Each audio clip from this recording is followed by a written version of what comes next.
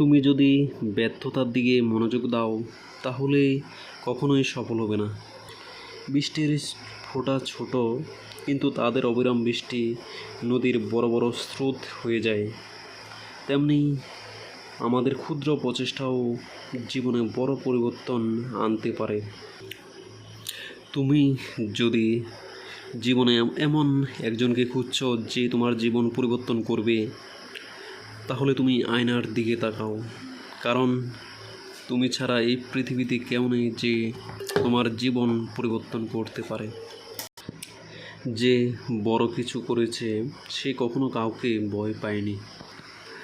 কাউকে হারানো খুবই সহজ, কিন্তু কাউকে জয় করা খুবই কঠিন।